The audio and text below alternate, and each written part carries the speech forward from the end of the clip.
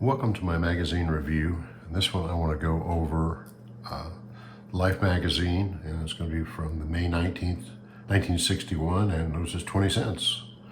And notice another thing before I get started on the article. There's no zip code here on this, here where this person was. This is before zip codes. And so this is going to be all about Alan Shepard. There's a bunch of different articles in this magazine. I'm really just going to focus on the Alan Shepard one. So that's what I kind of like, is the science, the history of science. So I'm going to flip through this real quick until we get to that article, and you can see some of the different. I always enjoy looking at these old advertisements. Things are just cheap and kind of different, and you can tell it's a different time, different cars and different hairstyles, different people. Oh, cigarette commercials, don't have those much anymore. And then, so yeah, here's the main article I want to talk about. It's first-hand account by Alan Shepard, Jr. He was the first American into space. So the astronaut's story of the thrust into space. So this is kind of his personal account of his first flight. And he went up in early May of 1961. And it was just a few weeks after the Russians sent up Yuri Gagarin. They actually beat the Americans into space. This was a suborbital flight. So I've kind of highlighted a few things in here. I just want to go through and, yeah, this is Alan Shepard. This is kind of, he was the, that's a picture of him. Let's see if we can find some of these things in here. I highlighted some stuff. It's kind of some stories. I read this article yesterday. And, okay, use hand to describe the periscope. Okay, that's what they looked at. Okay, this, let's see, this is the team of the astronauts, the Mercury 7.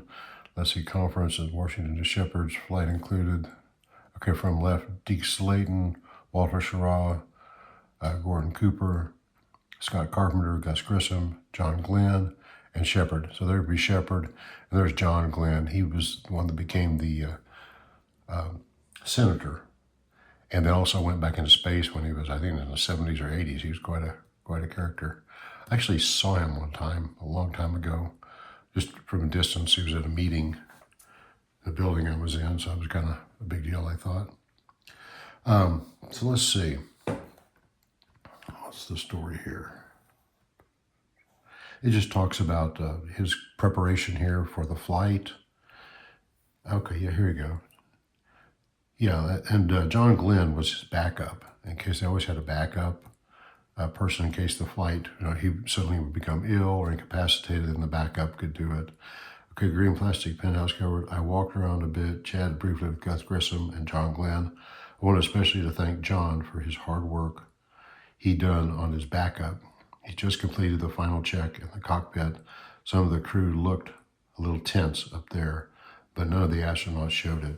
So they're getting ready he's getting in the spacecraft now. He's getting ready for his first flight. And I want to show you the picture here of what he was actually flying in. This basically is a Redstone rocket, and this is the Mercury capsule on top. It's a single-man capsule. It's pretty small. I've seen these in person, and it's a tight fit. And this basically is just a big military missile. So this was kind of retrofitted. And if you go by the Kennedy Space Center there in Cocoa Beach area in Florida, you'll drive past this very pad, and you can just see how small that rocket is compared to like the Saturn V or some of the current rockets. It's a little scary. Wouldn't want to do it. So here's the kind of leading up to it. And then this is T-2. I got a final transmission from the blockhouse, set the record control valves for the still and the cabin temperatures, and began talking to Deke Slayton. So they're getting ready to blast off. Go to the next page here, try to. Okay, so let's see where we're at here. The air of mortality, okay, here, liftoff, and the clock had started. I was really exhilarated and surprised. It was smooth, gradual, and gentle. There was no question about the fact that I was going. So this is a little different than what I've read other astronauts talking about blasting off. This is just a smaller rocket. And the other ones say it's just a crazy ride. You can't imagine how you're jostled about. Busy keeping events on the instrument, so he was getting ready for this. And let's see, right now, the separation of the capsule. Okay, now he's up, and they're doing the separation of the capsule from the rocket booster, and that fell back into the ocean. And then let's see, dig about the beautiful site. Okay, yeah, this is one of the pictures they caught of the Earth, and this was pretty amazing because it's the first time an American had seen this. Now, of course, Yuri Gagarin saw it earlier.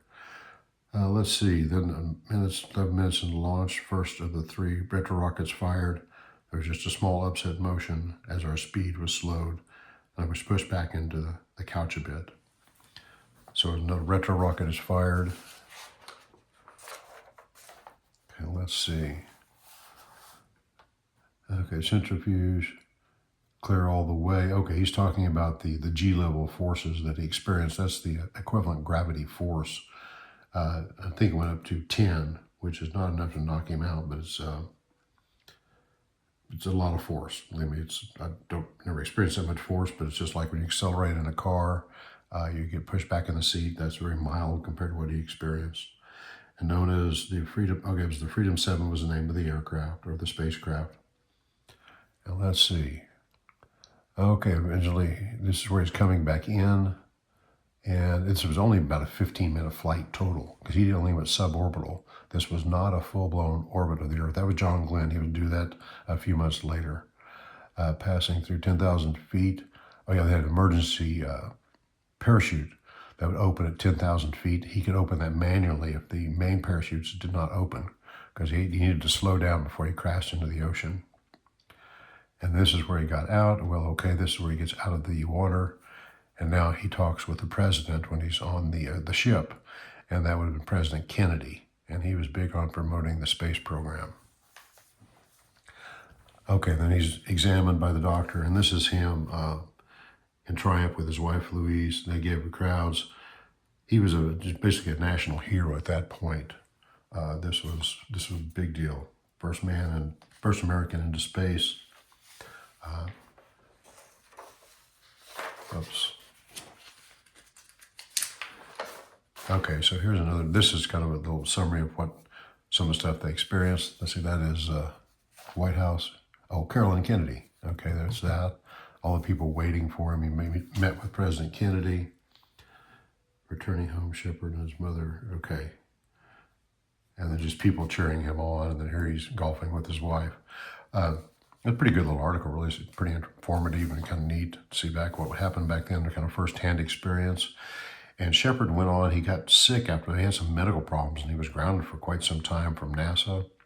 But then he did come back to Apollo 14, and he was like the 5th man to walk on the moon. So that's kind of a little summary, and then our magazine just goes into a bunch of different other things here that really aren't in my bailiwick, all kinds of good stuff.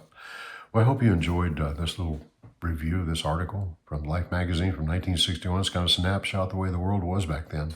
And if you get some comments or anything you'd like to interject, please leave a comment. I like to read all those and see what everybody's thinking. And oh, here's some kind of weird parachute.